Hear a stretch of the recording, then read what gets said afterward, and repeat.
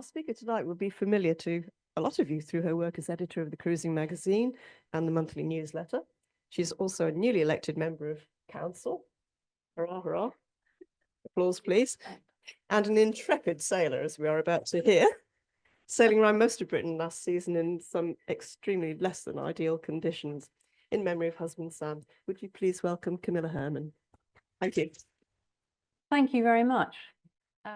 When Alison asked me to give this talk, I said, will anyone be interested? I know that many CA members have sailed around Britain, most of them much more adventurous than me.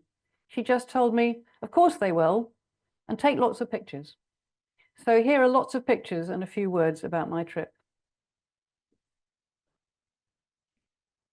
This is my husband Sam Brown. We first met on a picket line during the provincial newspaper strike of 1978-9.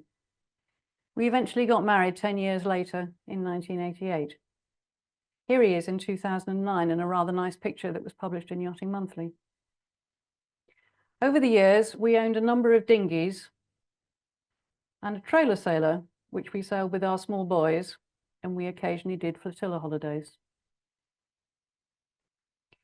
In 2002, we bought our first seagoing boat, a Sadler 29, and we sailed across the North Sea to the Netherlands. Here she is in Middelburg. It was very exciting. Our sons, Guy and Ben, sailed with us over many years, but as you can see from Ben's expression at the back there, they didn't always enjoy it. In 2005, we bought our Westerly Storm and named her Kalessin of Orwell, and she's been part of the family ever since. She looks very smart in this picture. She's got a few more bangs and scrapes now. In 2006, we took Ben out of school for a while and set off from Suffolk Yacht Harbour, which is our home base, towards the Mediterranean. We finally reached the Med in the spring of 2007. But as you can see, Ben was still school age and we found holiday times hot, expensive and very crowded. And we never really got beyond the Balearics.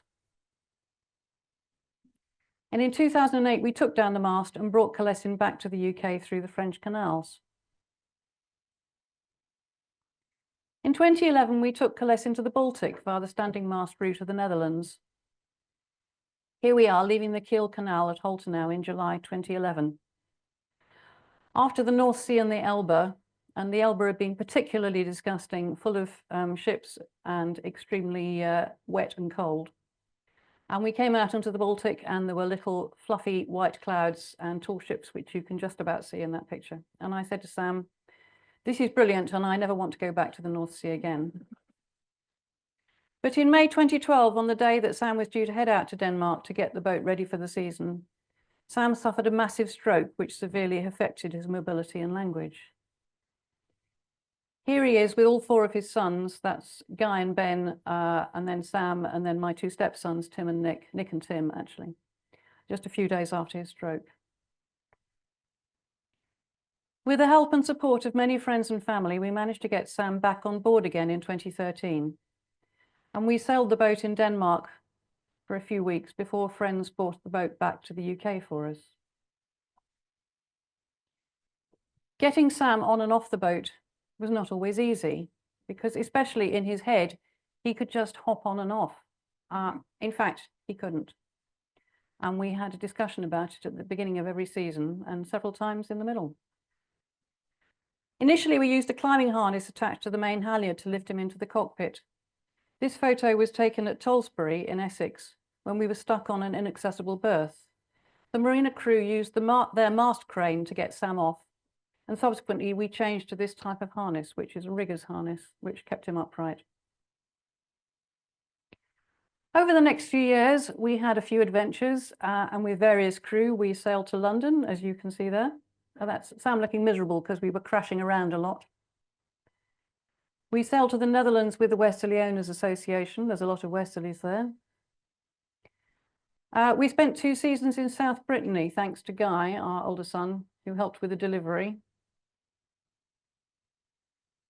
As it happens, I'd always done the planning, navigation, and close quarters helming, while Sam managed the more practical stuff and the engineering.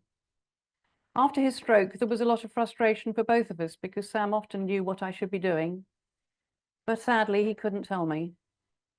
Sailing together was what we did, and I wasn't going to give it up until we had to. And sometimes Sam really enjoyed being on board.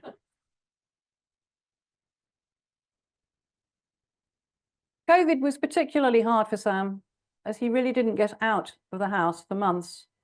But in 2021, the Westerly Owners Association, of which we are members, as well as the CA obviously, organised a brilliant drop-in, drop-out rally that went all the way from Lowestoft to Foy in Cornwall.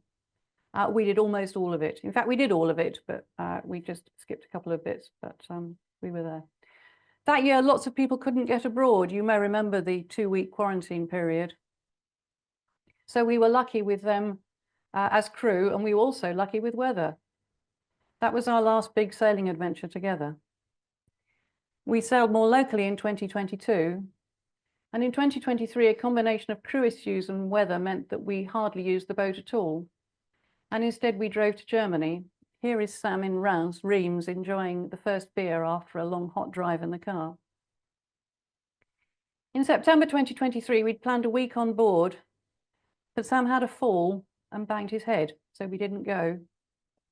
Over the next few days, he deteriorated and was admitted to hospital, where they found he had an inoperable brain bleed. He died on the 6th of September, 2023.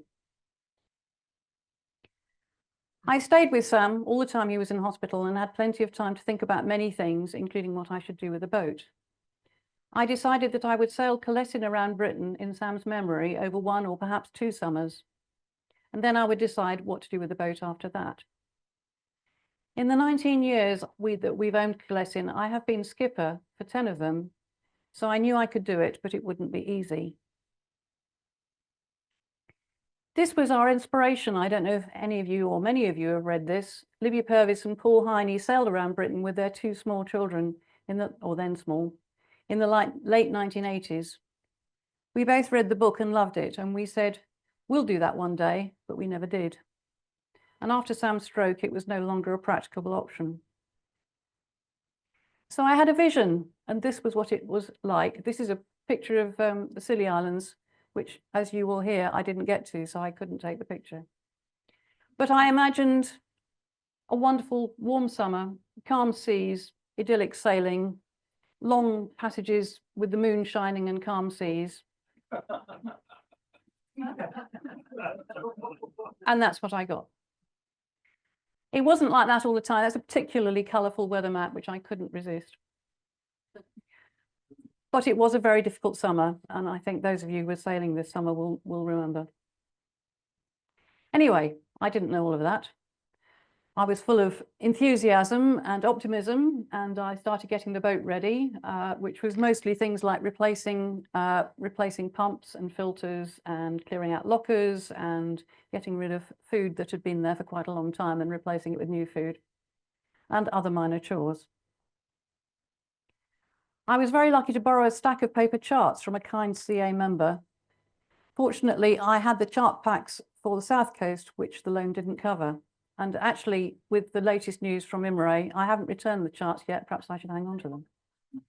I updated my electronic charts and I installed the Antares charts for Western Scotland, which everybody who sails in Scotland has to have. And I started working on a plan. That's my part of my spreadsheet, which you probably can't read because it's far too small, but it doesn't matter. I had to be in Suffolk on the 18th of May, so I couldn't set off until after that, but I could move the boat from its home base in Suffolk Yacht Harbour as far as Lowestoft. Then I would set off anti-clockwise, aiming to be in Scotland for the longest days of the year. I'd always wanted to do the Caledonian Canal, so that was my choice. So I'm just marking on here a few of the options that I looked at. The question marks are places I thought I might possibly want to go, and the exclamation marks were places I definitely did want to go. So I knew I wanted to go to the Tyne because I was at university in Newcastle. I knew I wanted to do the Caledonian Canal. I hoped to get to the Outer Hebrides, but we didn't. I needed to leave the boat somewhere in the Firth of Clyde for a month so I could get home to edit Cruising magazine, which is what I do. I decided that sailing down the east coast of Ireland was the most straightforward way to get from Scotland down to the West Country. Literally straightforward because it's a straight line. If you look at Wales, it wiggles all over the place and has complicated tides. So I wanted to get ideally to the Scilly Islands and also to visit my aunt who now lives in a care home near Penzance. I planned to be on the south coast in September when hopefully the weather would be more benign than it might be further north. That was the plan. And we also hope to get to St. Peter Port, which I will explain in more detail later on, but Sam wanted his ashes scattered there. I even set up a fundraising page. I'll give you the link at the end. As well as the sailing bit, I also promised to do a short run whenever I could. I do run very, very slowly. Arranging crew was a challenge, but I had faith that it would all work out, and in fact it did. I was very lucky to meet Erica via a member of the CA's crewing service. She's a retired police officer with quite a bit of sailing experience. She crewed for me from Lowestoft to Whitehills in Scotland, which was a section, strangely, I don't know what it is about sailing in the North Sea, that most people weren't very keen on. And she was such a glutton for punishment, she came back again to do the section from Troon to Dunleary. I'll say more about her as we go along. Alex and David are very good friends who've lived across the road from us for more than 30 years. They sailed with us quite often when Sam was alive. Although they can cope with a couple of hours of darkness, they don't really enjoy all-night passages. I don't think I've ever tried them on an all-night passage, or bumpy water. They also both really like being able to walk ashore and have a shower every night. Alice crewed for me from Dunleary to Plymouth and had some of the best sailing of the trip. I met her through the CA crewing service, and luckily she was available when no one else was. She leads sea kayaking trips in Scotland and amazingly in Antarctic waters, so she knows a lot about the sea. This is my son Guy. He crewed from Plymouth to Portland, and we really hope to get to Guernsey. He's yachtmaster qualified, and even better, he now works in a boatyard, so when he arrived, I got him fixing quite a lot of things that weren't quite working as they should have done. My sister Lucilla met her husband Mark on a sailing holiday in the Caribbean many years ago, but they don't sail all that much now. Together they crewed from Portland to Gosport, then Lucilla came back on her own to do Gosport to Ramsgate. I forgot to take a photo of them on the trip, so this is from the last time they sailed with us in Cornwall in 2021. So, Kalessin was launched in April 2024, and over the May Day bank holiday, I enjoyed a shakedown cruise to join the CA Suffolk Section's rally. I had to sail on my own all the way to Wolverston, which is almost 3 miles up the River Orwell. At least I could check that the important things were working, and it was a lovely weekend. On the 9th of May, I left Suffolk Yacht Harbour to take the boat to Woodbridge Tide Mill, where my son works. Unexpectedly, I was joined by 2 crew, John and Sheila, who contacted me through the CA's crewing service. They spent a night on board before the very gentle trip over the bar into the Deben and over the Still into the marina. But it was not a sign of things to come, sadly. A combination of unhelpful tides and unhelpful weather meant that Kalessin only spent a few nights in Woodbridge, although I did manage to see Guy while the boat was there. On the 15th of May, I took the boat down the Deben to Ramsholt and picked up a buoy, something I'd never done on my own before. Fortunately, I was quite a long way from the pub, as you can see here, so its customers couldn't see me having 3 goes before I managed to pick the buoy up. The next morning, I left the Deben in fog so thick that I could barely see the banks on either side, and I was very glad to be able to follow my inward track on the plotter. As I crossed the bar, Bordsey Manor emerged from the fog and then almost immediately vanished again behind a curtain of solid rain, which continued non-stop until I reached Lowestoft. My fingers went crinkly from being so wet. En route, the Royal Norfolk and Suffolk Yacht Club called to say they couldn't accommodate me because I was a few days earlier than expected. I later found out that it was because they had 35 Dutch boats visiting them in May. Fortunately, the Beacon Marina upriver had space, or I forgot what it used to be called, the Haven Marina.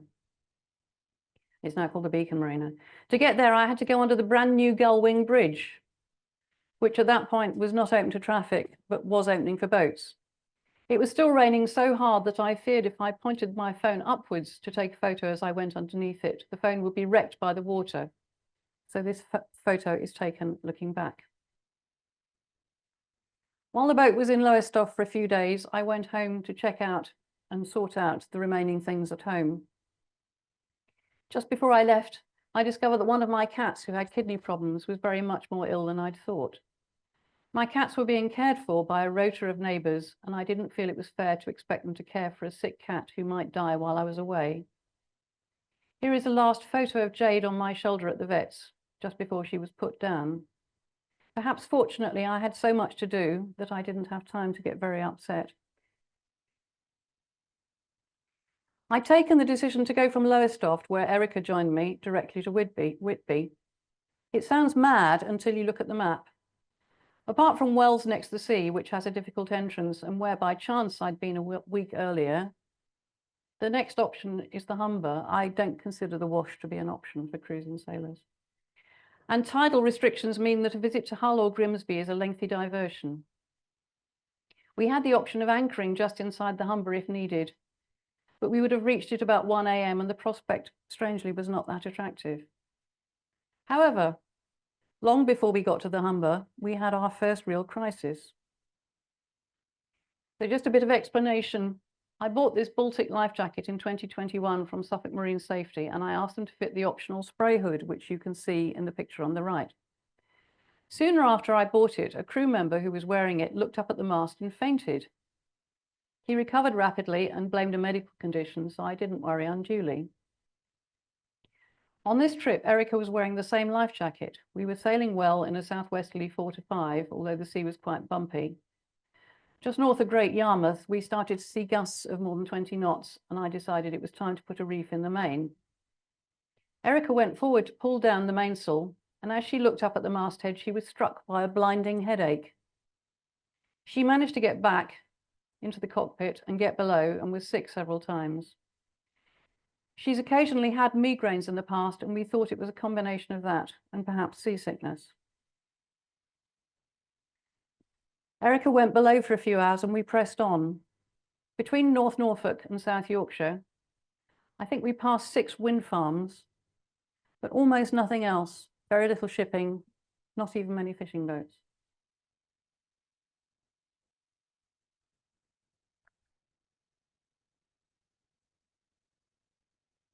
This is taken just before 10 o'clock at night as we started to see shipping going into the Humber and an amazing red moon. I'm not entirely sure it looked like that. I think my iPhone was trying to enhance it, but there was an amazing red moon anyway. Erica recovered enough to stand 2-hour watches overnight. We passed Flamborough Head around 7 o'clock in the morning. The lighthouse was visible for hours overnight. And in the early afternoon, we were very pleased to reach Whitby after 155 nautical miles.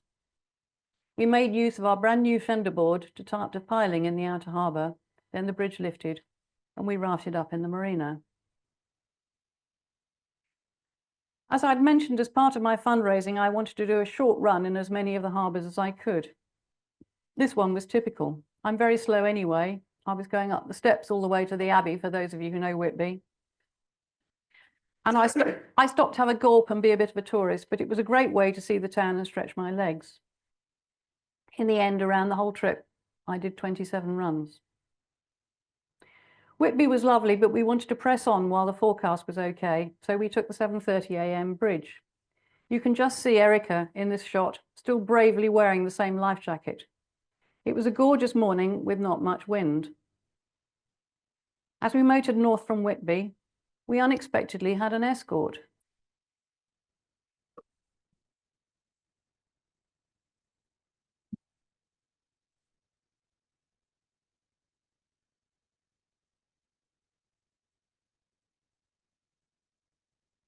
I hope those of you watching on Zoom managed to see the video as well. Sadly, the lovely weather didn't last, but it was still very exciting to sail into the Tyne and berth at Royal Quays Marina. I was at university in Newcastle, and it has a special place in my heart. As you can see, it was raining. I was really pleased that Erica wanted to visit the same places as me, including the Baltic Centre. which is had an interesting exhibition, but is great fun. As a student in the 1970s, I wrote an article for the university newspaper about the 18th century All Saints Church. It was then disused, surrounded by the city's new motorways, and very neglected, and I never managed to see the interior. While we were there, I took Erica to see it, and thanks entirely to her persistence, we got inside to see the wonderful restoration carried out by the Evangelical Presbyterian Church. It's one of a tiny handful of oval churches in the world. The Evangelical Presbyterians invited us to stay for their Sunday service, but we declined. For me, part of the pleasure of cruising is arriving somewhere by sea and taking time to explore it. I was so pleased to be on Tyneside that I kept laughing to myself.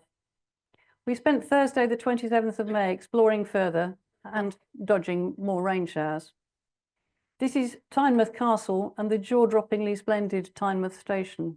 I believe they hold a market underneath that amazing glass roof.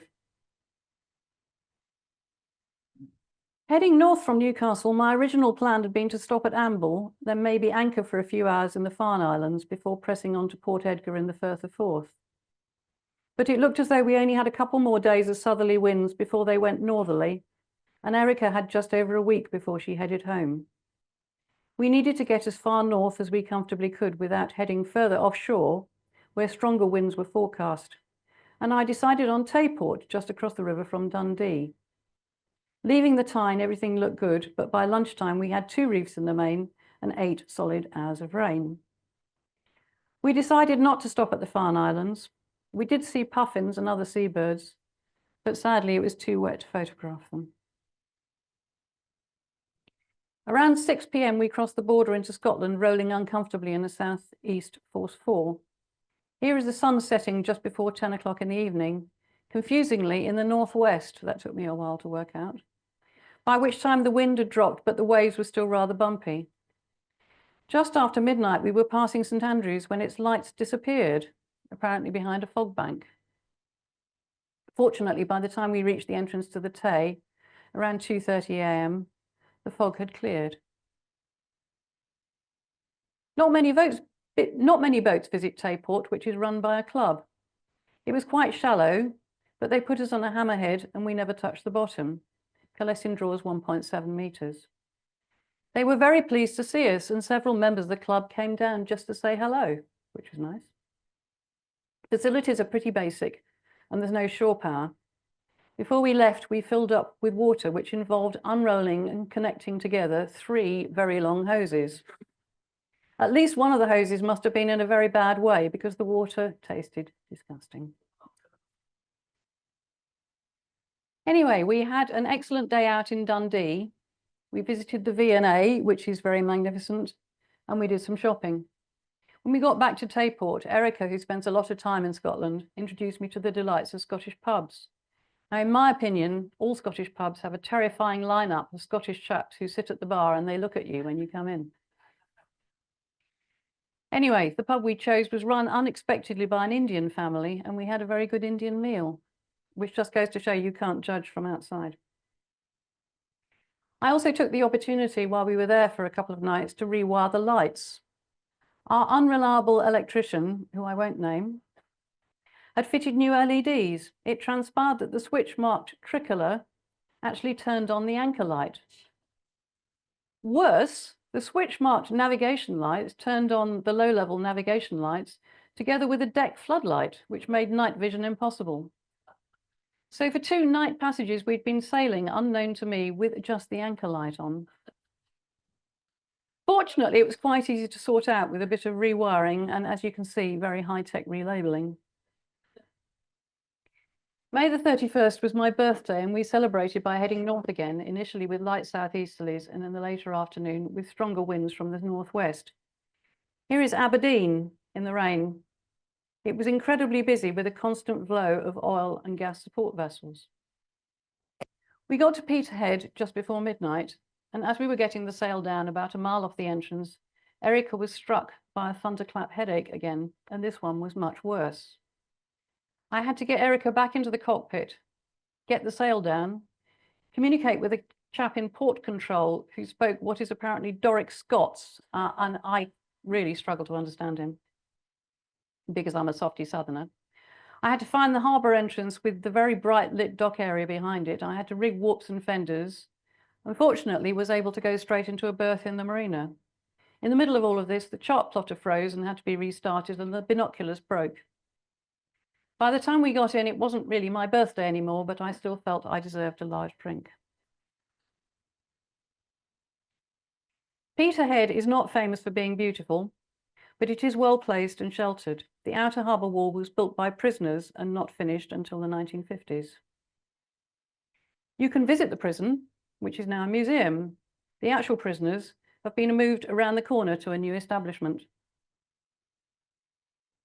The wind was due to strengthen from the west exactly where we needed to go to get to Inverness, and unless we moved on quickly, we faced the prospect of a week in Peterhead, which was not something that I was very joyful about. I really wasn't sure if Erica was up to it, as she'd been much more unwell this time, but she agreed to attempt an overnight trip to Lossiemouth. Somehow, and I'm sure all of you will have experienced this, the wind was on the nose all the way. It was northerly as far as Rattray Head, and then as we passed Fraserburgh and turned the corner, it went west. As we headed westwards under motor, our speed dropped to 3 knots and then even less. I went below to tell Erica that we were giving up on Lossiemouth and we were heading for Whitehills. She smiled for the first time for quite a long time. Her brother-in-law and his family live in Whitehills and she knows it very well. I was glad Erica knew the entrance, as in any sea at all, it's quite interesting. Here is a boat coming in a few days later.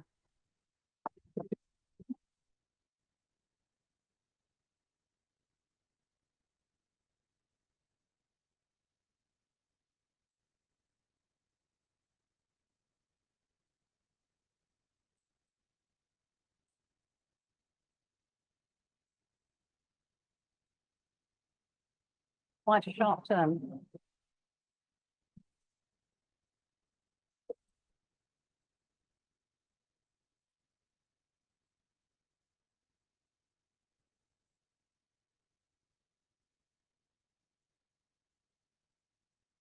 Here is Kalessin, jammed into the tiny but very friendly inner harbour at Whitehills.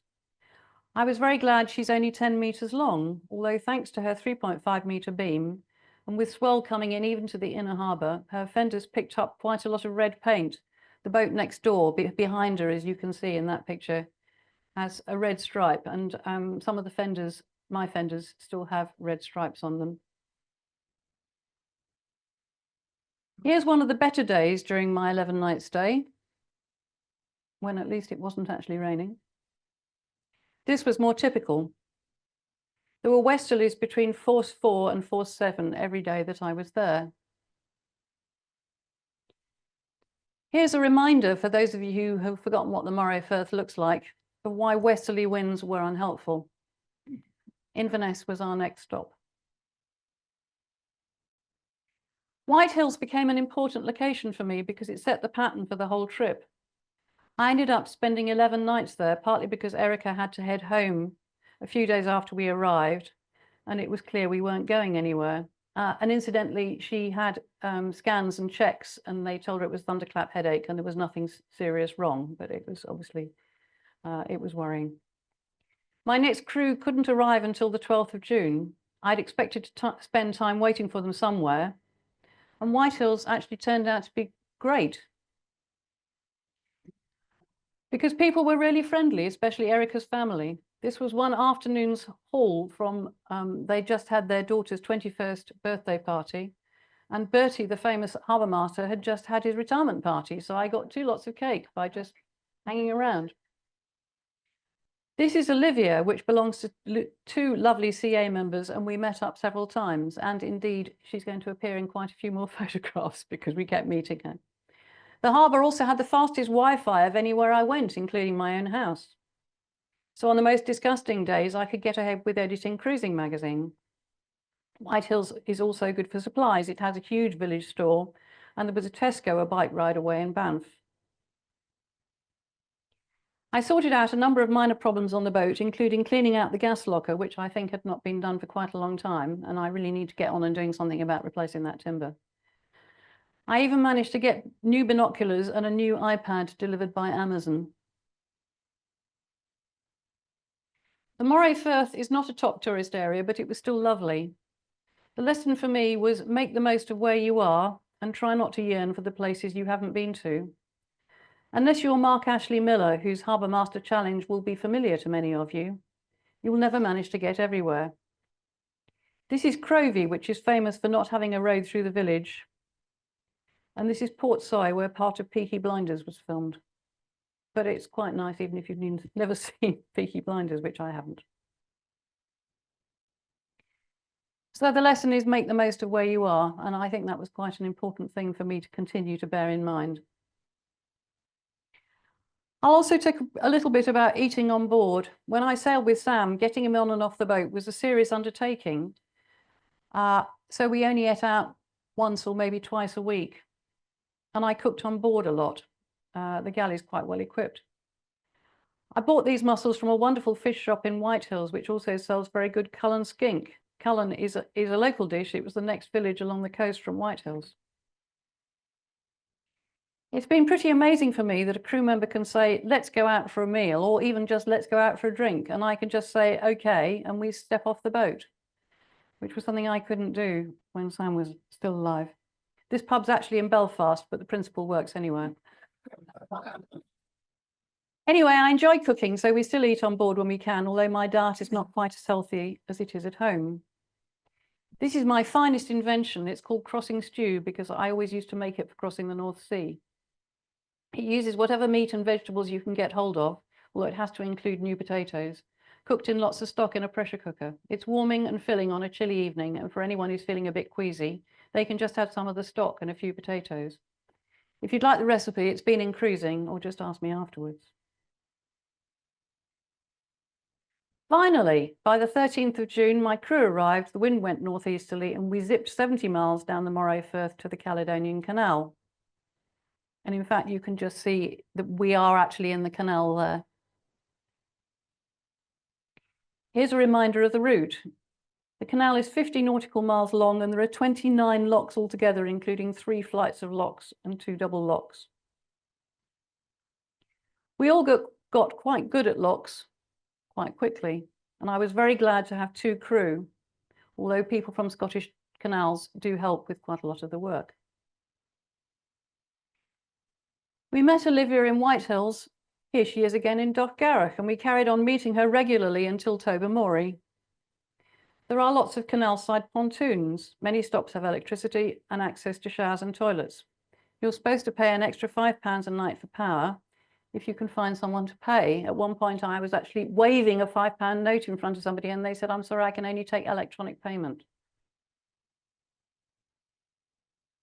On the morning of the 15th of June, we headed off nice and early so we could appreciate Loch Ness. But out in the loch, this was all we could see. By 8:45, the sky was clearing above us, and we saw this wonderful fog bow, which I hope you can see. Then, like a curtain being raised, the fog lifted, and we could see the hills. And there was Loch Ness. It was much more exciting than a straightforward visit on a lovely day. We felt as though there had been a theatre show just for us. The 7-day transit of the canal cost £260 for our 10-metre length, so we made the most of it with 5 overnight stops. This is Fort Augustus, which is surprisingly full of tourists. And we had a nice meal out there. The scenery was stunning, but as you can see, it really wasn't warm. Here I am in my summer sailing gear on the 16th of June. I don't know what it was like in England, but it really wasn't warm in Scotland. I'll just take a moment to mention our cockpit tent. It was made for us after Sam's stroke and is especially tall so that we could get him in and out. I don't have a proper heater on board, but the tent is remarkably effective at keeping the boat at a comfortable temperature as well as acting as an extra room. I should also mention that while the canal is mostly very peaceful, the locks can be quite noisy. You may not be able to hear this over Zoom, but those of you in the room, hopefully. How loud the water is.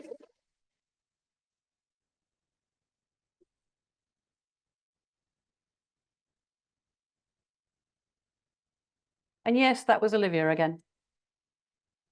The canal proved to be a sociable place, and we met up with several CA members, including Derek Lum, who was still president at that point and flying the president's flag, I think. Here we are, finally leaving the canal and arriving in Western Scotland on the 18th of June. Oban was our next stop. It has a transit marina where you can only stay 3 nights. The office had closed early, but I managed to pay online. Apparently, I was one of the first people to use their new online payment system. Unfortunately, the lovely blue sky didn't last very long. This was taken at 10 p.m. It was almost the longest day. The next day, I asked the marina about getting diesel, and they suggested we take one of their trolleys around to the fuel depot behind the ferry port, which is about half a mile, I should think, and get our cans filled, which we did. We also managed to get some camping gas at the chandlery, and they offered to look after our trolley while we trotted off to Tesco and stocked up with groceries. It was excellent service, and perhaps not what you would have got in the Solent, but I was very glad to have David with me to help push the trolley back to the marina. Here's a map showing our adventures in Western Scotland. As you can see, it does not include Skye or the Outer Hebrides. After 2 nights in Oban, we headed out, dodging the many ferries to cross over to the Sound of Mull. In the middle of the channel, we saw a sea eagle on a rocky island, right in the middle of where all the boats are going. Here's one of the ferries. Anybody who's been to Oban will know there are a lot. And they're always wanting to go where you want to go. Always. This is Loch Allen, which looks wonderful and peaceful. My crew elected to moor on the pontoons so they could walk ashore and indeed have a shower.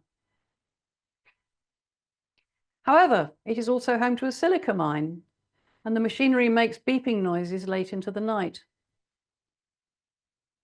Here's some spare silica, which I came across at the end of a lovely walk to the head of the loch. Apparently, it was started during the Second World War when we couldn't import silica for which you need for sort of optical equipment from Germany.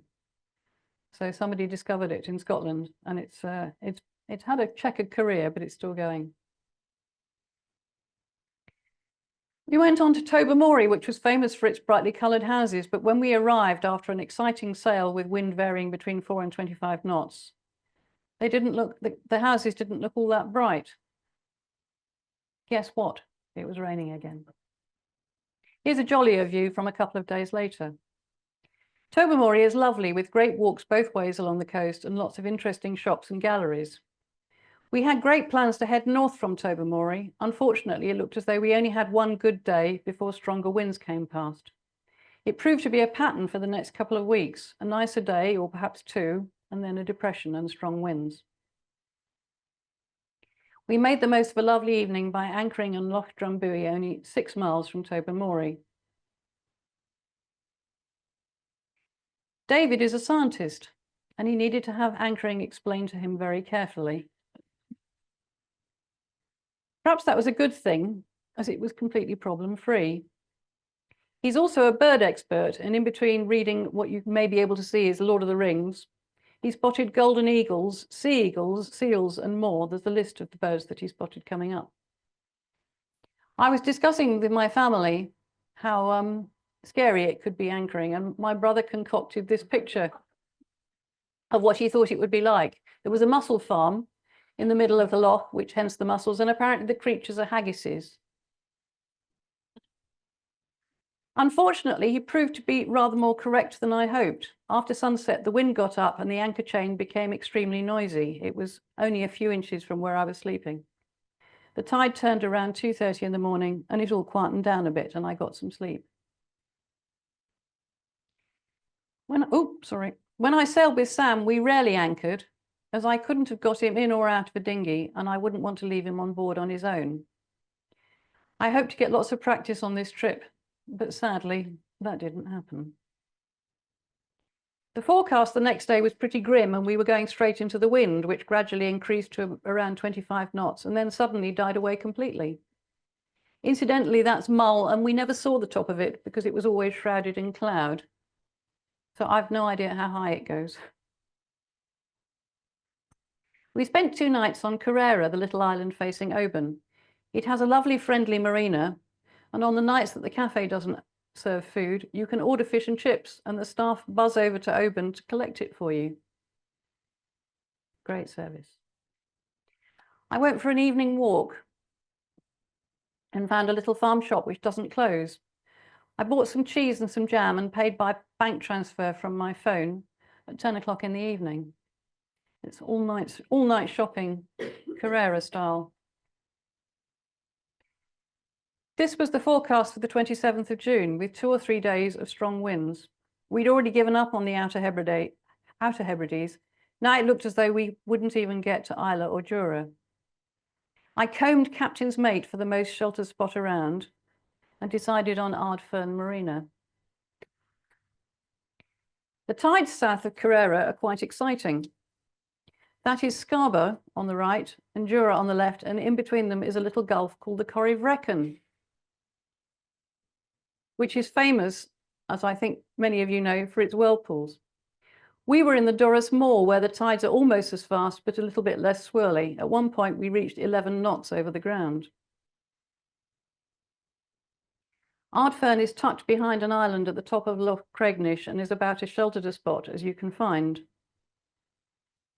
I was still trying to run regularly, but at Ardfern, I got the wettest I've ever been on a run. I was wet through to my underwear. You don't want to know that. The marina was so full that boats were having to anchor off. Fortunately, the Princess Royal already had prime spot for her rustler. She wasn't there. She'd just come out of hospital having banged her head. But we all admired her boat every time we passed it. The forecasts weren't getting any better, so we headed for the Crinan Canal. I chatted to the chap from the motorboat behind us. He said that in 60 years of boating in Western Scotland, this was the worst summer he could ever remember. It wasn't just me.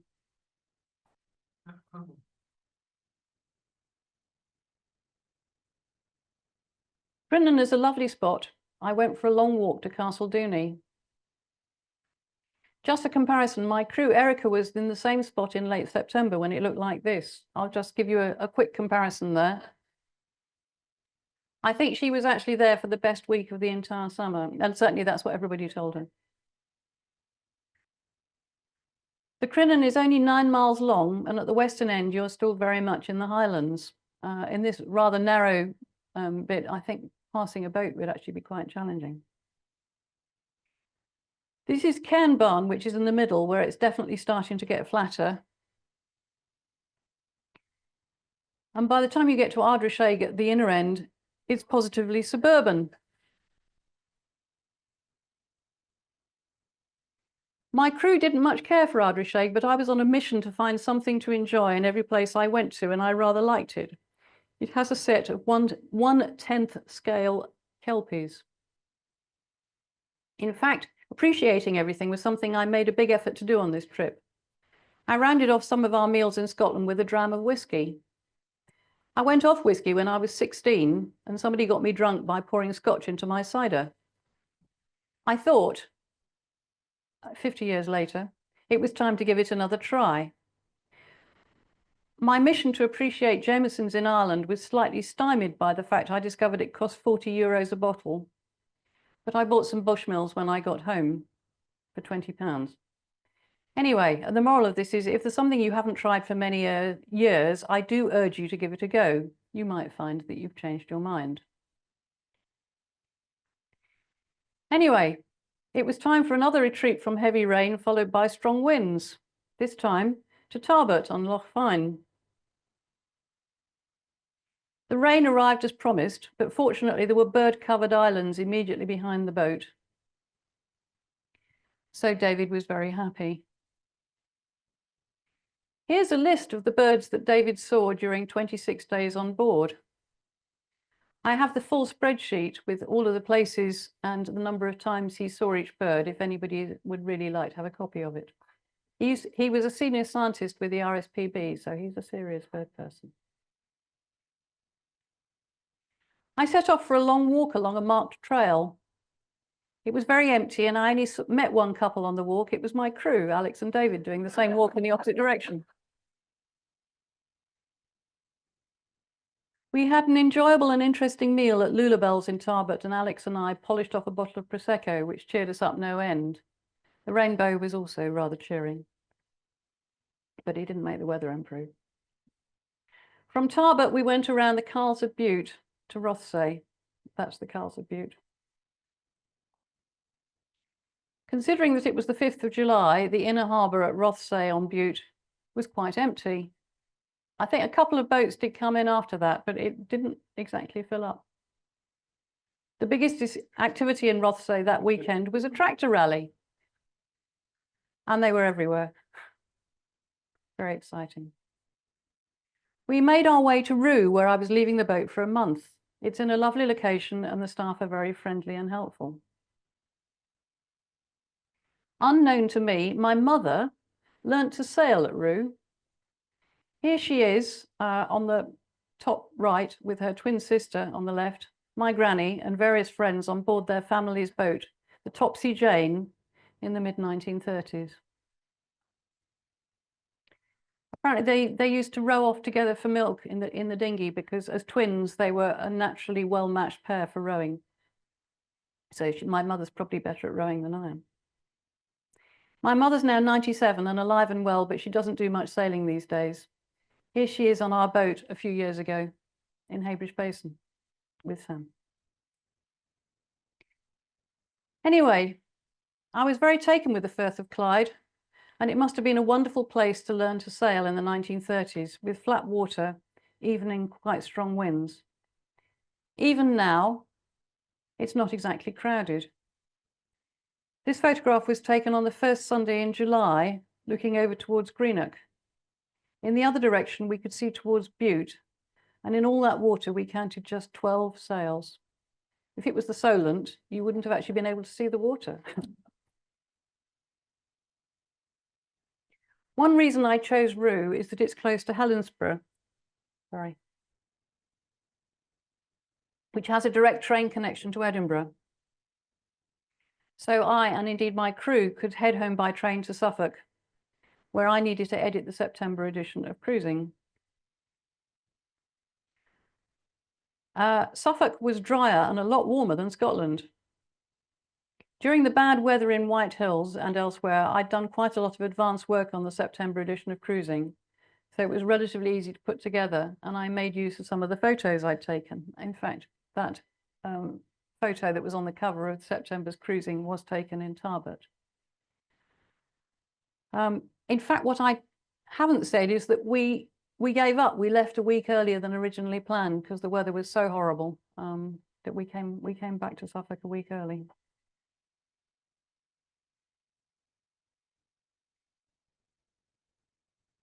When I watch these Wednesday CA presentations at home, I often get to 8 o'clock and think, should I wait 20 minutes to watch the other half?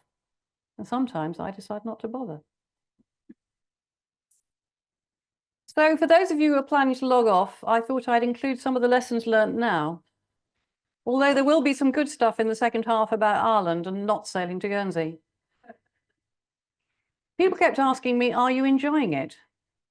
I heard a great definition of fun just before I set off. Type 1 fun is something that you enjoy while you're doing it. For example, watching an interesting talk from CA House with a glass of wine in your hand. Type 2 fun is not that enjoyable at the time, but is great when you look back on it. A lot of the trip was like that, especially the bumpy bits.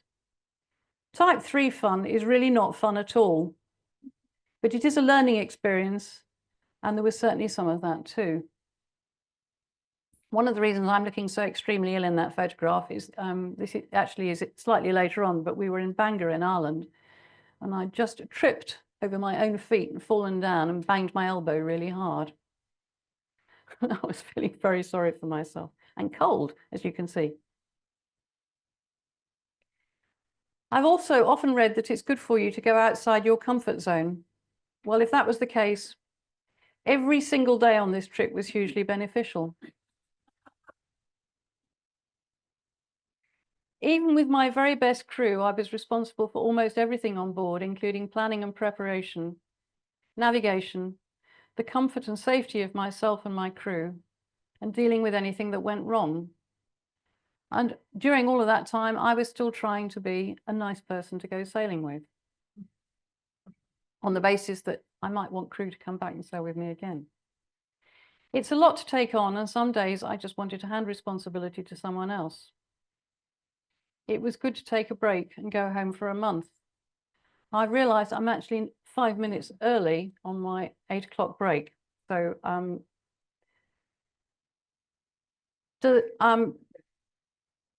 If we could perhaps take a question or so. yes, I was about to say that. So does anybody have any questions? Yes. One day, one for at least another hour. Outrageous flattery will get you everywhere. I'm sorry, I should repeat what that gentleman just said, which was it was such a wonderful presentation. He wants me to go on for at least another hour, but do carry on. At least another hour. I'm very curious to know about the life jacket. Can you put us out of our misery?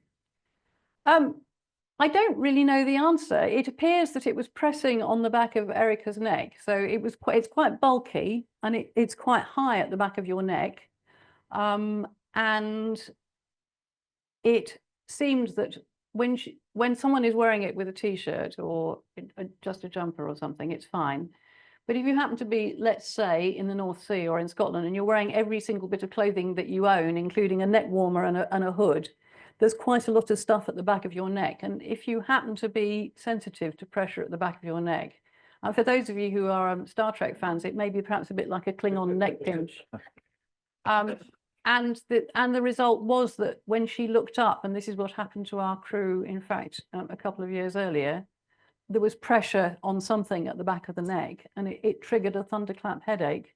When she left, she went back home to the West Country where she lives, and went to see her doctor, who sent her off for a scan immediately. Oh no, before that, in the airport on the way back, she had another one when she wasn't wearing a life jacket.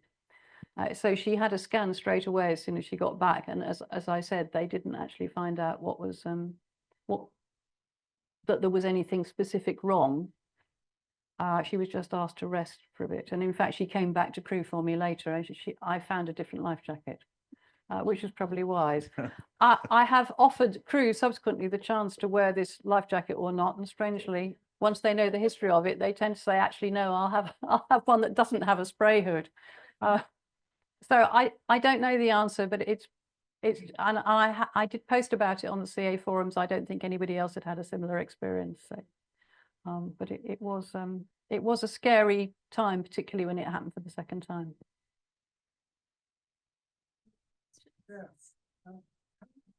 Hang on, wait for the microphone. Do you use self-steering very frequently? Yes, I use self-steering almost all the time. We upgraded to a Raymarine Evo. Oh God, I forgot what it's called. But it's got a separate ram. So we used to have an all-in-one Raymarine bit of kit, and we now have a separate ram and various other bits and pieces. And it can cope with anything really except the sea coming from behind, because it can't anticipate a wave, so it wiggles a lot. But it was a very I got it probably 4 or 5 years ago now, because when I was sailing with Sam, even with other crew, I often needed to be able to leave the helm in order to do something for Sam. So I needed to have an extra pair of hands, and it is an extra pair of hands, so it's invaluable. Probably got time for one more.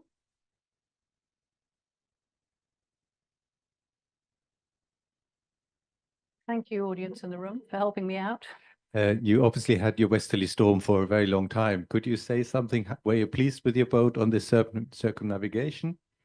I felt, yes, she's a lovely boat. As with most Westerlies, much stronger than her crew. If there's a weakness, it's with me and not with the boat. But I did feel that in Western Scotland, it would have been more comfortable to have had a bigger boat, particularly if we were going out into more exposed waters. You need to be more self-sufficient. You need more space to store equipment and provisions, and generally be comfortable. And with 3 of us on board, perhaps we could have done with a bit more space. I mean, fortunately, all of the crew I sailed with were not precious about requiring lots of space and showers on board and heaters and all the other things that I don't have.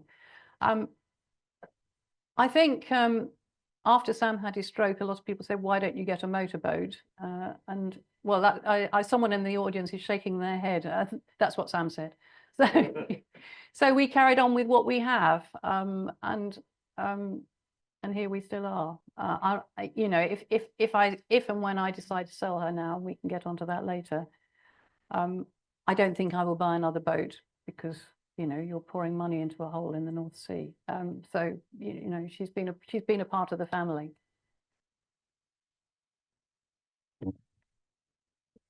It's been a lovely description of your tour, and I'd say if you want to do one more thing before you sell the boat, or if you're not going to sell the boat, go back and do camp at the Farne Islands. It is the most wonderful thing, and we spent a couple of days there, which was just it's only probably one night, but it was just absolutely magical. Okay. And I think you would, it's something that's not so far away, that's not quite such a, but as a destination, it is the most wonderful place. I think what I'd like to do is do it on someone else's boat. Thank you very much, everybody. Welcome back. In the early stages of planning, I decided that the east coast of Ireland would be simpler and quicker than wiggling backwards and forwards between Ireland, the Isle of Man and Wales. I was looking forward to visiting Strangford and Carlingford locks and taking passage on down to Kilmore Quay and then crossing to the Scilly Isles. As you might have guessed, it didn't quite work out like that. Erica had bravely agreed to crew for me again, but she couldn't join me until the 12th of August. And Rue Marina had asked me to leave before the 12th if possible. So to make the most of calm weather and also to get easy access to a supermarket, I took the boat to Troon on my own on Sunday, the 11th of August. The wind died away to nothing, and motoring between Bute and Great Cumbrae, I could just hear a distant beeping noise above the sound of my own engine. Then I heard shouting. Right in the middle of the channel, nearly half a mile away, was a dinghy with these chaps on board. They were Turkish with very little English, but they managed to explain that they'd run out of petrol, and they asked to be towed to a beach on Great Cumbrae. I never discovered where they came from, where they were going, or why they didn't carry any spare fuel, or indeed any clothes. They were actually over the side of the boat trying to swim it along when I got there. Anyway, I dropped them off and they thanked me profusely. Then I called Belfast Coast Guard to report the incident. I don't think they can have been asylum seekers. It's a very roundabout route if that's where they were going. But it was great to meet up with Erica again. She has friends everywhere, including one in Troon, who took us to a very elegant ladies' golf club where I didn't take photos because it felt a bit rude. Then, as it had stopped raining, we walked along the beach and gawped at the huge stands. That's a huge stand which had just been taken down after the Open, which finished a week earlier. That's golf, for those of you who don't do golf. Golf is big in Troon. For dinner, we got takeaway prawns in tempura batter from the Wee Hurry Chippy, possibly the poshest chippy in Scotland. No deep fried Mars bars here. The forecast for Wednesday, the 13th of August, was light winds from the west, backing south and strengthening later. The North Channel between Stranraer and Northern Ireland is notorious for difficult tides and strong winds. So I was nervous that the crossing might be unpleasant, and we left soon after 4 o'clock in the morning. For miles, the most conspicuous landmark was Ailsa Craig. Once every 10 years or so, a company called Kay's brings a ship here, cuts a large amount of 2 kinds of granite by hand and takes it away to make the world's best and probably most expensive curling stones. It also has its own cloud, as you can see. This was only my second ever visit to Northern Ireland, Its strange dual status in the EU is highlighted by the fact that it sells white diesel, which is available from a card-operated pump 24 hours a day. Hooray. I'd just like to mention how pleased I am to find a bathtub in a marina. For those of you who can't hear sound, imagine the sound of a bath filling. This one is in Royal Quays in Newcastle. This one is in Troon. This one is in Bangor, but I didn't use it because I'd actually had a bath the day before. And this is Mayflower Marina in Plymouth. After being cold, wet and stressed at sea, I think a bath is just wonderful. Anyway, moving on. We had a great day out in Belfast. This is the Titanic Centre, which manages to be informative and moving despite having hardly any artifacts from the ship itself. I highly recommend it. This is Belfast City Hall, which is very grand. And opposite, I came across this other rather grand building, and I was very surprised to discover that it was actually a Marks and Spencer. This was the story for most of the time we were in Ireland, winds from exactly where we wanted to go to. It was very difficult to decide when was the least worst time to leave. But in fact, this looked okay, especially if we stayed close to the coast. I'd really wanted to visit Strangford Lough, but the strong tides and the long entrance channel mean there's only about an hour in the day when you can leave safely, which given the weather would have been too restrictive. So we plugged uncomfortably straight into a force 4 to 5, getting slower and slower as the tide turned, and finally made it to the tiny harbour of Ardglass, which is unusual on this coast for being accessible at all states of the tide if you don't draw too much. I hadn't been able to contact them ahead of time. The harbour is run by volunteers, but in fact there was plenty of space. Ardglass has the world's oldest golf clubhouse, and we had a late lunch there because nothing much else was open. There were 70 visiting golfers from Tallahassee, so it felt very international. I was keen to get to the shelter of Dunleary before this lot arrived on Monday, the 19th of August. We needed a fair tide to get into Dublin Bay, although for part of the way, unusually, there's almost no tidal current. We left about 2 p.m. and it was a difficult trip, again, mostly motoring into the wind, although we had a brief period of sailing in the mid-evening while we ate our dinner, which was delightful. There were also lots of fishing pots and fishing boats to avoid, but we berthed safely in Dunleary just before 2:30 in the morning. Dunleary is an enormous harbour with an enormous marina inside it. The harbour used to be used by ferries, but they now dock much closer to the centre of Dublin. And I don't think there are as many as there used to be. There are berths for more than 1,000 boats in the marina, although there were plenty of spaces. There are also 3 very grand Irish sailing clubs and numerous other moorings. Erica and I had a wonderful morning of museums in Dublin. We went to a museum, an exhibition of 4 female impressionists, and I went off to see these neck things, which I've forgotten the name of. Talks, thank you, in the Archaeological Museum. And Erica had then booked a singing tour of the city with Sean and his mandolin. And he was amazing. He knows everything there is to know about Irish history, and he knows a lot of songs, and he reads James Joyce for fun, which seems to be the case with many people in Dublin. And it made me realise how different Dublin is, how different Ireland is from Britain, which is an important thing to remember. Surprisingly, the tour ended in a pub. The forecast was not getting any better. It was clear that Erica wasn't going to get any more sailing, so she headed home before Storm Lillian arrived in the early hours of Friday morning. I was very sheltered in the marina, but it was still pretty windy. The wind got up to 35 to 40 knots and stayed there, not even gusting, for well over an hour. That was the peak. I had another day out in Dublin and found a large part of the National Gallery that we'd missed last time, including this lovely Vermeer. which was tucked away in a corner next to a room that was closed. So it took some finding, I can tell you. And then I had a tour of Trinity College and the Book of Kells. The college was lovely, but the Book of Kells experience is an hour or two of virtual displays and 2 minutes looking at the book itself. So if you're thinking of going, I probably wouldn't bother. Go to Belfast instead and have a Titanic experience. That's the library, which at that point didn't actually have any books in it because they've taken it all away to restore them, or restore the library or something. There are a lot of tourists anyway. This is Alice, who sailed with me from Dublin to Plymouth.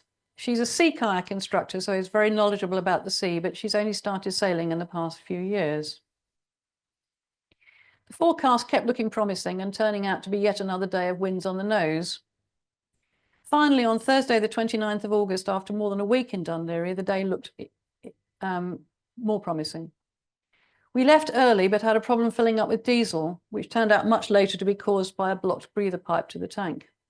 Anyway, it was great to be out on a lovely morning. The tide carried us south past Dalkey Island at some speed towards Arklow.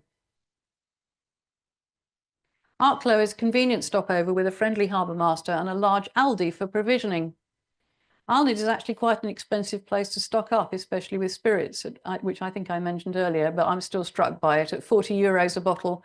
I think they're the second or third most expensive in Europe. But food is expensive too. For the only time so far that summer, the Met Office was referring to settled weather. Sadly, it was only settled for less than 48 hours. The winds were northeasterly 3 to 4, going east later. Reluctantly, I made the decision not to go to the Scilly Islands, where I've never been, but to make straight for Newlyn. We headed slightly over to the east just in case we needed to duck into Milford Haven, but in fact, we pressed on.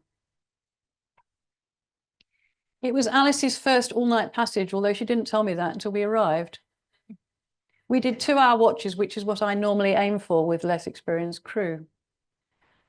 I don't mind night sailing. This was the longest passage we've done on the trip, but even if we'd done it in shorter hops, the nights were getting longer, and it was difficult to avoid sailing in the dark.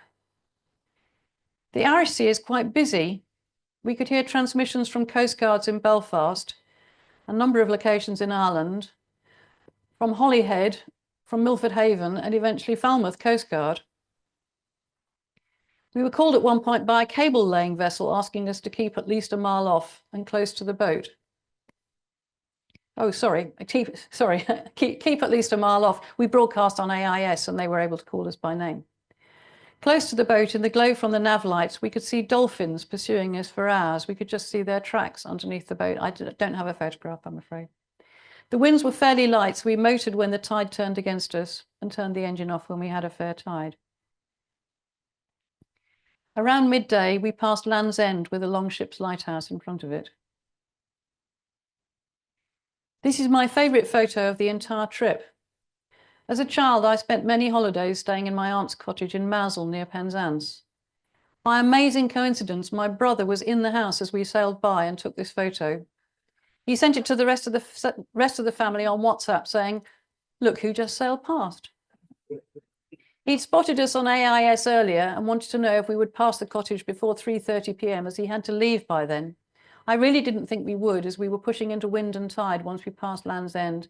But in fact, he took this photograph at 3:15. So we passed him with 15 minutes to spare. We saw Mousel from the sea, which I'd never done before. My father used to get terribly seasick and would never go on a boat at all. So I've only ever seen it from the land. My brother was just there. Newlyn Harbour was really helpful and friendly, and someone even came to take our lines. But it's a real working harbour, and they only welcome yachts in the outer 10 or 12 berths, as you can see. The fishing boats vary from tiny to gigantic. I don't know if you can see the most gigantic ones there, but some of them are absolutely vast. It's always busy, and there are Portuguese trucks, and indeed no doubt other Spanish ones, arriving to collect fish at all hours of the day and night. I really loved it, but it might not be to everyone's taste. I think you have to like fish. Anyway, one of the reasons I was there was to see my aunt, who no longer lives in her house in Mousehole. She moved out at Christmas last year to live in a care home. The next day, my brother very kindly came back and collected me and took me to visit my aunt's care home near Marazan. She doesn't remember very much about recent things, but she did know exactly who I was and all about my voyage. My mother, who is her twin, had told her all about it. I was really pleased to have been able to see her and to visit this part of Cornwall. The Lizard was the southernmost point on my journey, and once you round it, you're into the more sheltered waters of the West Country. We rounded it on the 3rd of September, having waited a day for better conditions, and in fact, it was pretty benign. In Falmouth, we spent our most expensive night of the trip at Port Pendennis Marina so that we could meet up with the CA's web editor, Anne Rowe. Hello, Anne, if you're listening or watching, sorry, and her husband, Andy. Naturally, as editor of the magazine, I didn't take any photographs of us having a jolly evening, but we did have a lovely time. Between Falmouth and Plymouth, we had a great sail in Force 5 Northwesterlies. It looks quite calm, but you can hear the wind and see the splashes of water coming out of the bow. For those of you on Zoom who may not be getting sound, there's quite a lot of wind blows.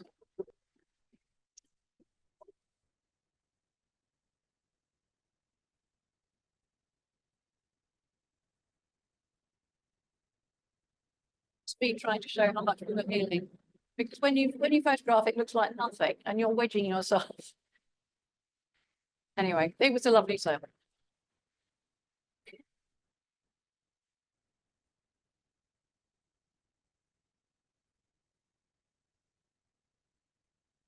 Next stop was Plymouth, and I picked Mayflower Marina because I'd been there before. And they love Westerlies and members of the Westerly Owners Association. You get up to 5 nights at half the usual price. So if any of you have Westerlies, I recommend it. And of course, it has a bath.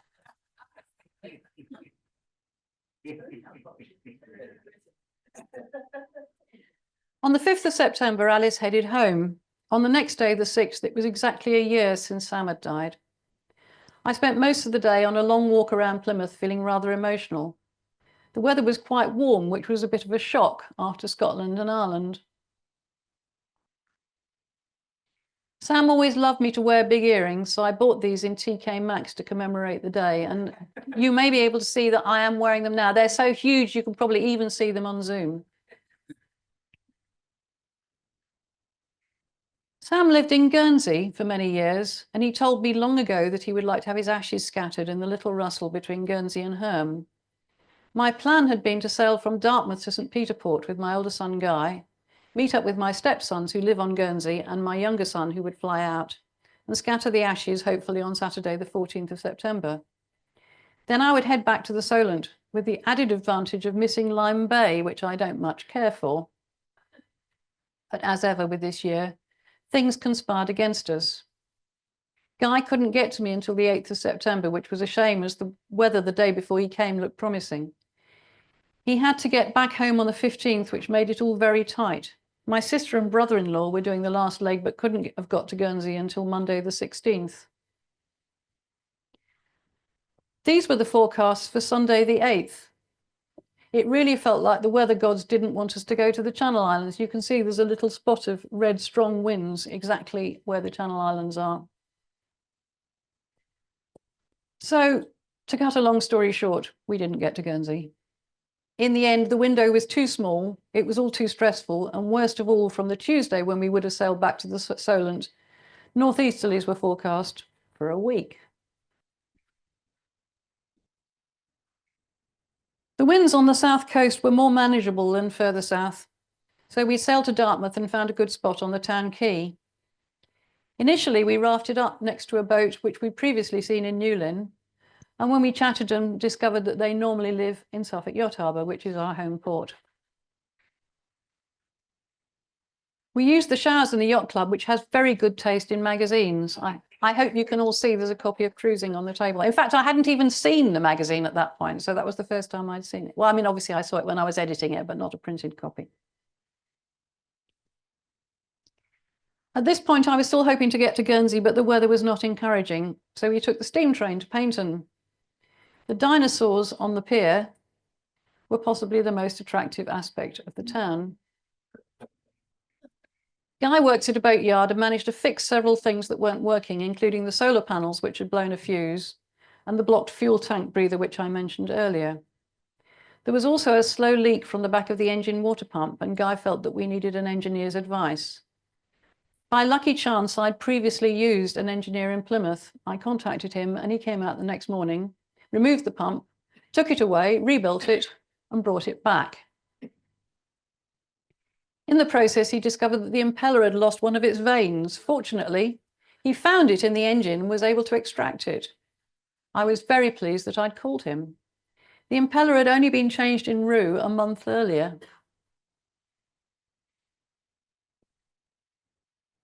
On our last night, we were dwarfed by the Sea Cadets tall ship Royalist and Pilgrim of Brixham, on which I believe some CA members have been for excursions. We'd been planning to head across Lyme Bay, but there was suddenly a mention of force 6 in the forecast. So I decided not to go. I woke Guy at 1 o'clock, which he was thrilled to bits by, to say, we're not going. He'd have had to be up at 2 anyway. Dartmouth is lovely, but I really felt we needed a change of scene, so we headed around the corner to Brixham, where we moored on the cheaper of the 2 visitors' pontoons. Unfortunately, the northwesterly wind was blowing straight into the harbour, so we went for a walk around the town. Some of you may know that my husband's name was Sam Brown, so we were very pleased to find this shop, which sells leather goods, handmade on the premises. I couldn't afford one of their handbags, but I did buy a T-shirt, which I'm wearing.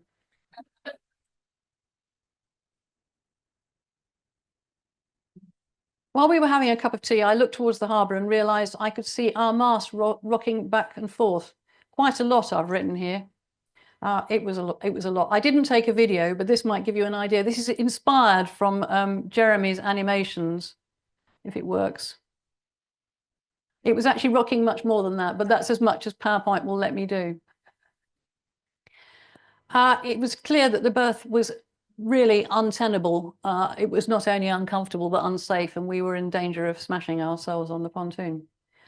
I called the Torbay Harbour Authority for advice, and they asked if we could get to Torquay, which fortunately they run as well. Chucking off the ropes was quite exciting, and then we went off straight into the wind. We were very pleased to get to Torquay, all of 4 miles away, and spend part of a peaceful night there, and they didn't charge us for the second berth, so we got to 2 towns for the price of 1. I'm not sure if it was worth it. We left Torquay at 3 a.m. and had a very peaceful crossing of Lyme Bay. Some of you may recognise that picture from the newsletter. Guy had to head home, and my sister needed to park her car safely when she joined us, so we went into Portland, where we had a lovely evening with Guy, plus my younger son Ben and his partner, who were on his way to Cornwall to visit my aunt. Ben drove us into Weymouth on the 14th of September. Guy headed home, and I walked back to Portland. The south coast seemed almost tropical after so long in Celtic waters. My sister and brother-in-law were due to arrive on the Sunday evening, and I was anticipating a couple of days of gentle sailing to the Solent. Guess what? Until I looked at the forecast. Getting the tides right into the Solent, as many of you know, and arriving before Monday evening meant either leaving Portland at 1 a.m. or leaving the very minute my sister arrived and heading for Studland. We chose option B, and we managed to leave the marina within 20 minutes of their arrival, which I think was good going. Here we are on one of the eco moorings at Studland. As ever, my phone camera could see a lot more than I could. I'd never moored there before, so was really pleased that we managed to come straight in just before 10 o'clock in the evening, find a buoy in the dark, and attach ourselves to it safely. And pay for it on the app. Technology. We were off again at 5 a.m. and passing the Needles before 8 o'clock in the morning. Here we are in Shepherd's Marina in Cowes. We still had most of Monday, because we'd arrived so early, to enjoy wandering around Cowes. I'm including this rather boring beach picture to remind me to tell you that this was the only day on the entire trip that I wore shorts. And I never swam in the sea at all. I managed to spend the next day at the Southampton Boat Show, which was the main aim of being in the Solent. The northeasterlies continued. I'd hoped to get to Chichester, but in the end, we just managed a short hop to Gosport. In fact, it was great to be in Gosport because we had a full day at Portsmouth's historic dockyard and saw the lot. Mary Rose, Victory, Warrior, and back to Gosport to see the submarines.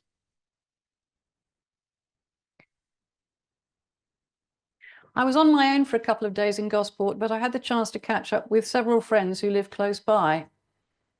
It reminded me that people have been a key part of the trip. My crew, the people on boats next to us, the lovely couple in Dartmouth who spontaneously gave me a box of chocolates, family supporting me in person or via WhatsApp, friends that I met up with, and everyone who ever helped with the lines. Thank you all. Home was almost in sight. My brother-in-law had to go home, but my sister heroically came back to help. We covered 63 miles to Sovereign Harbour, Eastbourne, arriving around 3:30 in the morning. I didn't realise until after we'd locked in that my sister had never done a lock before, but fortunately we managed fine. Monday looked a bit gusty, so we didn't go out, but Tuesday, the 24th of September, looked like a good day to make progress, with strong winds due again by the afternoon of Wednesday, the 25th. We were heading for Dover because Lucilla had to get home for a dental appointment. A toffee and the box of chocolates that I'd been given had pulled out one of her fillings. So I felt responsible. But once we rounded South Foreland, we finally picked up the tide. And as we were hurtling along at about 7 knots, I asked Lucilla how she felt about pressing onto Ramsgate. Bless her, she just said, "I'll check the trains," and we carried on. We moored in Ramsgate about 7:30 in the evening, and she headed off to catch a train. This photo is actually taken on a different visit because on this occasion, I never got off the pontoon. At around 5 o'clock in the morning, I sailed out of Ramsgate on my own. The sea was bumpy, as it always is off Ramsgate, but there wasn't much wind.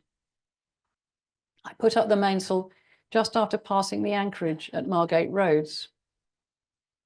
The bumps eased once I'd crossed the main Thames Channel and headed into Folger's Gat. For the first time in months, I was in fairly familiar waters. And also rather shallow waters. This is Stone Banks. You know you're home when you're in 2 meters of water. That's 2 meters under the keel, I hasten to add. This is Landguard buoy, which marks the entrance to Harwich harbour and also the point where I completed the circuit of Britain. As I passed it, I got a message from Cathy Brown, my predecessor as editor of cruising and a good friend, saying they'd been tracking me on AIS and offering to come and take my lines. I called Suffolk Yacht Harbour, who offered me a berth, which turned out to be occupied. So I called them on VHF and they offered me another one, which was also occupied. But with the very welcome help of Richard and Cathy, I tucked into this rather tight space. Within a couple of hours, the wind started to strengthen and I was extremely pleased to be home and safe. And there's me celebrating. I didn't have champagne glasses on board, so I had to drink my bubbly out of an ordinary wine glass. So a few numbers. Altogether, 1,600 miles, only 130 miles with just me on board, but that was a learning experience. I spent 100 days on board, but the whole trip took 140 days. We stopped in 45 different locations. We had 9 crew in total, and I did 27 short runs. There's the complete map. The furthest east was leaving Lowestoft. The furthest north was just off Lossiemouth. The furthest west was Dunleary, although in fact it's almost at the same level as True. As Tobermory, sorry. The furthest south was the Lizard. The longest passage was Arklow to Newlyn, and the shortest Brixham to Torquay. And finally, the whopping number of islands that we visited. I'm not sure if Ireland counts as an island, but I think it probably does. And here are the islands that we didn't visit.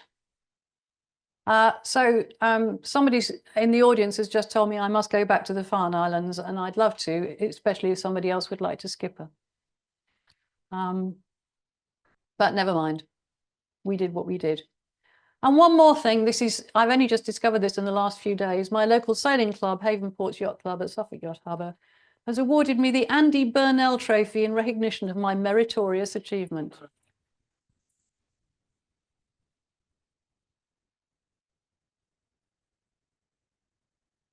And finally, there are the details of my blog. And if anybody would like to make a donation, the donation page is still open. And I would be very grateful to have donations to the Stroke Association. Thank you very much for being a great audience.